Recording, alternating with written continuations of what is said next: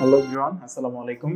This is Rashid from IELTS studio এবং আমাদের সাথে আজকে উপস্থিত আছেন আমাদের সবার প্রিয় IELTS studio owner and certified British Council এবং ITP trainer Hasan Mohammad Rakib sir. Sir কেমন আছেন? ভালো আছি, আপনি কেমন আছেন? এই তো স্যার, আলহামদুলিল্লাহ ভালো আছি স্যার। সো আমাদের আজকে কথা বলার টপিক বা আমাদের পডকাস্টের টপিক হচ্ছে মানে আইএলস এর জন্য ভোকাবুলারি একদম ইফেক্টিভ ভাবে কিভাবে শিখবো। সোজা আমরা ডিরেক্ট আজকে টপিকে চলে গেছি। সো ওকে, এটা আমাদের অ্যাপ্রোচটা কি হবে সবার জন্য? ওকে, দ্যাটস এ গুড কোয়েশ্চেন। এটা অনেকেরই জানার আগ্রহ থাকে এই ব্যাপারটা। বেশিরভাগ স্টুডেন্টই জিজ্ঞেস করে, স্যার আইএলস জন্য ভোকাবুলারি কিভাবে শিখবো, আমি তো ভোকাবুলারি পারি না, তাহলে আমার আসলে কি করা উচিত? ইন্টারেস্টিংলি 15 থেকে 20,000 সার্চ হয় ডেইলি গুগলে শুধু এই ঢাকা এরিয়ার মধ্যে ভোকাব কিভাবে শিখবে আইএলস এ। তার মানে এটা একটা বিশাল মার্কেট, এটা আমরা একটা ব্যবসা শুরু করতে পারি। আমাদের ভোকাবের বইয়ের কাজ অলমোস্ট শেষ। ওকে ওকে, সো ইনশাআল্লাহ আমরা একটা ভালো বই উপহার দিতে পারবো সবার জন্য। এবার আমি যেটা বলবো যে দেখেন, আমি ঘুরিয়ে ফিরে কোনো কথা না বলে একদম আইএলটিএস প্রিপারেশন যারা নিচ্ছেন তাদের জন্য কথা বলবো, যাদের হাতে 6 মাস বা 1 বছর সময় আছে কিন্তু তারা আইএলটিএস ভোকাবুলারিতে ভালো না, তারা কিভাবে আসলে ভোকাবুলারি শিখবে। এবার দেখেন, প্রথম যে কথাটা আমি বলবো যে অনেকেই আছে একটু ভুলবশত বাজার থেকে কিছু বই কিনে নিয়ে আসে, সেই বই এসে মুখস্থ করা শুরু করে ভোকাবুলারি শেখার জন্য, and at the end of the day what happens, they learn nothing. তারা প্রচুর মুখস্থ করছে but they can't apply when it comes to writing and speaking and when it comes to reading solving reading passages. একই word হয়তো সে দেখেছে কোথাও বা পড়েছে বাট সে ওটা ফিগার আউট করতে পারছে না, মানে যখন এটা প্রয়োজন। এই সমস্যা থেকে মুক্তি পাওয়ার জন্য আমি যে পদ্ধতিটা সবাইকে সাজেস্ট করি আমার স্টুডেন্টদেরকে বেসিক্যালি, যে দেখেন আপনি যখন ভোকাবুলারি শিখতে যাচ্ছেন আইএলটিএস এর জন্য, তাহলে সবচেয়ে ভালো সোর্স হতে পারে আইএলটিএস রিডিং প্যাসেজেস।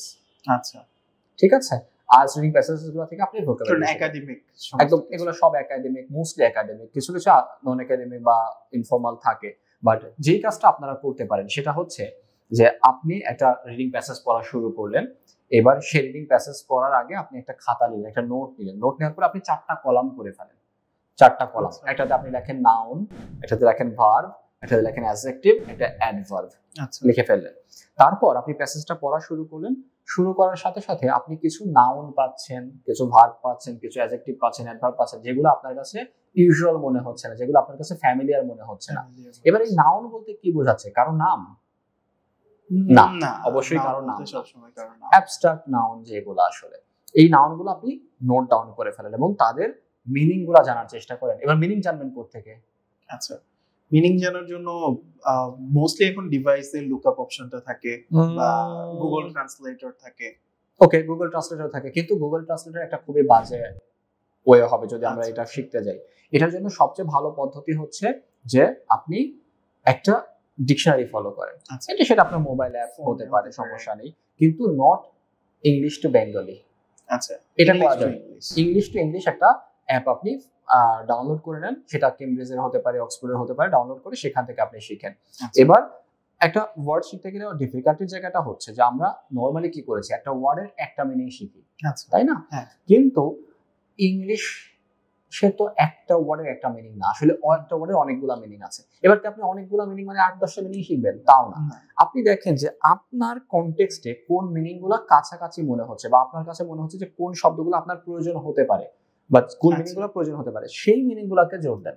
হয়তো ডে 1 এ অনেকে বুঝবে না, বাট ধীরে ধীরে আপনি এক্স্যাক্টলি। সো আপনি এইভাবে ভোকাবুলারি গুলো শেখেন, যে আপনি নাউন গুলাকে আলাদা করে ফেললেন, ভার্ব গুলাকে আলাদা করে ফেললেন, অ্যাডজেক্টিভ গুলাকে আলাদা করে ফেললেন, তারপরে অ্যাডভার্ব গুলাকে আলাদা করে ফেললেন। এগুলো আলাদা করার পর ভোকাবুলারি গুলো আপনি সুন্দর করে এর মিনিং গুলো একটা বা দুইটা করে মিনিং শিখে ফেলেন। এইভাবে আমি বলবো যে কেউ যদি 10 থেকে 15টা প্যাসেজও শেষ করতে পারে, আমি একদম ইনিশিয়াল লেভেলে বলছি, ধরেন 15টা প্যাসেজ এভাবে সলভ করলো, এই 15টা প্যাসেজ এভাবে সলভ করার ফলে যেটা হবে যে সে দেখবে যে 1 মাস বা 1.5 মাসের মধ্যে সে অনেকগুলো ভোকাবুলারি শিখে ফেলেছে এবং সে এগুলোর মিনিংও জানে এবং এগুলো সে ব্যবহারও করতে পারবে, কারণ সে কি করেছে, সে কনটেক্সট থেকে ওয়ার্ড গুলা শিখেছে, সে কোনো লিস্ট মুখস্থ করে নাই। এটা করার পরে সে কি করতে পারে, যে দেখেন ভোকাবুলারি একটা কন্টিনিউয়াস প্রসেস। আপনি আজকে একটা শিখলেন, শেখার পর পরের দিনই আপনার অন্য একটা শেখা শুরু করলেন, ইটস নট লাইক সবগুলো আপনার মনে থাকবে। এবার আপনার কন্টিনিউয়াসলি যেটা করা উচিত, আপনি যেটা আজকে শিখেছেন সেটা আপনার কথা বলায় বা লেখায় ওটা অ্যাপ্লাই করতে পারছেন কিনা। হয়তো একটা কনটেক্সট নাই, আপনি মনে করতে পারেন আমি কি লিখবো কি বলবো, আপনি একটা কনটেক্সট তৈরি করে নেন, তৈরি করে একটা সেন্টেন্স আপনি আপনার নর্মাল ভোকাবুলারিতে শিখেন বা লিখে ফেলেন। তারপর আপনি ওইগুলাকে একটু মার্ক করেন যে কোন ভোকাবুলারি গুলোকে আপনি বেটার ওয়ার্ড দিয়ে রিপ্লেস করতে পারেন। তারপর আর নতুন শেখা যে শব্দগুলো আছে সেই শব্দগুলো দিয়ে বারবার ওটাকে রিপ্লেস করতে থাকেন। দেখবেন এইভাবে আপনি যদি শিখতে থাকেন আপনার ভোকাবুলারি ইমপ্রুভ হতে বাধ্য। আচ্ছা, তাহলে প্রথম স্টেপটা আমার হলো যে আমি শব্দগুলোকে সিলেক্ট করলাম, তারপর 4টা কলাম করলাম। মোস্টলি আমি করার পরে যে কলমে যে শব্দটা যাচ্ছে, নাউন হচ্ছে বা অ্যাডজেক্টিভ হচ্ছে বা অ্যাডভার্ব হচ্ছে, সেটা আমি সেখানে রাখলাম। এবং আমার ওই শব্দের সাথে ওইটার একাধিক কি কি মিনিং হচ্ছে সেই মিনিংটা আমি পাশে লিখলাম। ডেফিনেটলি মিনিংটা ইংরেজিতে লিখতে হবে। এবং পরের দিন আমি আবার পেসে সলভ করতে গেলাম। যাবার আগে আগের দিন যেটা শিখেছি সেটা আমি রিক্যাপ করে গেলাম। এরকম ভাবে যখন আমি 15-20টা প্যাসেজ সলভ করব তখন হয়তো আমার 50% ওয়ার্ড আমার মনে থাকলো বা 60% 70%। কিন্তু এখানে একটা ব্যাপার হচ্ছে যে আলটিমেটলি দিন শেষে আমার গ্র্যাব করার যে অ্যাবিলিটিটা, মানে পুরো কনটেক্সট থেকে আমি যখন পড়ছি সেটা আমার বেড়ে যাচ্ছে। এর আগে যেহেতু আমি আপনার স্টুডেন্ট স্যার, আপনি আমাকে একটা সুন্দর একটা প্র্যাকটিক্যাল ওয়ে বলেছিলেন। প্র্যাকটিক্যাল ওয়েটা ছিল এরকম যে যখন আমি একটা প্যাসেজ পড়ছি, প্যাসেজটা তো আসলে একটা আর্টিকেল থাকছে, তার মানে আমি শুরুতেই মানে আমার মানে প্যাসেজ পড়লে মানে প্যাসেজ বুঝতে চেষ্টা করাটা না করাটাই ভালো, বেটার। এখানে বুঝতে চেষ্টা করাটা একটা ভয়ানক কাজ হবে। তখন আপনি দেখবেন যে একটা প্যাসেজ পড়তে আপনার 2-3 দিন লেগে গেছে, আপনি খুব বিরক্ত হয়ে যাবেন। তো এই ক্ষেত্রে এটা রিড ফর প্লেজার, মানে একটু পড়েন, বোঝেন। আমার কাছে মনে হয় যে আপনি এটাই শুনতে যাচ্ছিলেন। হ্যাঁ, আমি এটাই শুনতে যাচ্ছিলাম যে প্রথমে একটু প্যাসেজটা পড়া এবং কনটেক্সটটাকে মানে প্রত্যেকটা ওয়ার্ড আমাকে ধরতে জানতে না চেষ্টা করা। মানে আমি পড়ে আসলাম একটা প্যারা বা 3টা লাইন, পুরো কনটেক্সটটা আমাকে কি বোঝাচ্ছে আইএলটিএস এক্স্যাক্টলি আসলে ওই ব্যাপারটাই আমার কাছ থেকে নেওয়ার চেষ্টা করে। আর যখন আমি 4টা মানে হচ্ছে কলাম করে শব্দগুলোকে শিখছি, দিন শেষে আমার গ্যাপ ফিলিং আসছে, তারপরে আমার সিঙ্গেল অ্যান্সার কোশ্চেন আসছে। সো তখন কিন্তু আমাকে একটা শব্দ চাচ্ছে বা গ্যাপ ফিলিং এ আমার ওই 4টা ঘর থেকে নাউন বা অ্যাডজেক্টিভ বা অ্যাডভার্ব বা ভার্ব আমাকে বসাইতে হচ্ছে। সো তখন আমার স্কোরটা ড্রামাটিকলি বেড়ে যাচ্ছে। সো এই ব্যাপারটা আসলে আমি বোঝাতে চেয়েছিলাম sir. Right. So anything else? না, সো আমার কাছে মনে হয় যে দেখেন, ভোকাবুলারি শেখার আরো অনেক পদ্ধতি আছে, এন্ড আমি সবগুলোকে রেসপেক্ট করি। বাট যাদের হাতে অল্প সময়, 6 মাস বা 1 বছর সময় এর মধ্যে প্রিপারেশন নিতে চাচ্ছেন, তাদেরকে বলবো অন্য বই থেকে লিস্ট ধরে ভোকাবুলারি না শিখে রিডিং এর প্যাসেজগুলোকে ক্লোজলি ফলো করেন। এবং ওই যে আমি বললাম নাউন, ভার্ব, অ্যাডজেক্টিভ, অ্যাডভার্ব, এগুলোকে ভাগ করে যে নাউন যেগুলো আপনি জানছেন না সেগুলো একটা একটা করে শেখার চেষ্টা করেন। এভাবে যখন দেখবেন যে আপনার আইএলটিএস প্রিপারেশন জার্নিটাও কমপ্লিট হয়ে গেল, সাথে আপনার ভোকাবুলারিও ডেভেলপ হয়ে গেল। আর একটা বড় মিস্টেক স্টুডেন্টরা করে, বা আমি বাজারে দেখেছি এরকম, যে কেমব্রিজের 1 থেকে 18 পর্যন্ত যে বইগুলো বের হয়েছে সবগুলোর বাংলা মিনিং দিয়ে ভোক্যাব মানে লিস্ট আকারে বাজারে বই বের করা আছে। সো ওইটা আরো খুবই বাজে একটা ব্যাপার হয়ে যায়। যখন আমি ওইটা শিখতে যাচ্ছি তখন দেখা যাচ্ছে যে আমি কিন্তু সলভ করতে যাচ্ছি না, আমার আইএলটিএস এর একটা প্যাসেজে হাত দেওয়া মানে প্যাসেজটা নষ্ট করে ফেলা।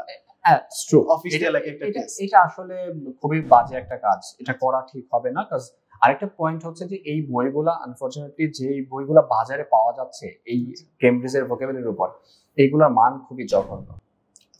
শুধু Bangla meaning, English to Bangla, এটা জানলেই তো আমি কনটেক্সটটা, কারণ আইএলটিএস আমাকে চাই যে আমি পুরো কনটেক্সটটা বুঝে অ্যানসার করি। সো এই হচ্ছে আসলে ব্যাপার।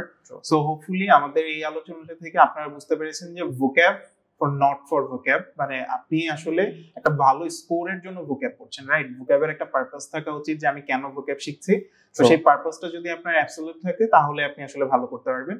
আর এছাড়াও যদি আপনাদের কোনো কোয়েশ্চেন থাকে ডেফিনেটলি আমাদেরকে কমেন্টসে আস্ক করতে পারেন, বা আমাদেরকে সরাসরি যোগাযোগ নাম্বারে কলও করতে পারেন যে কোনো কোয়েশ্চেনের জন্য, বা ফ্রি অ্যাসেসমেন্ট টেস্টের যদি প্রয়োজন হয় সেটাও আপনারা করতে পারেন। So thanks for watching. Thank you everyone. Thank you.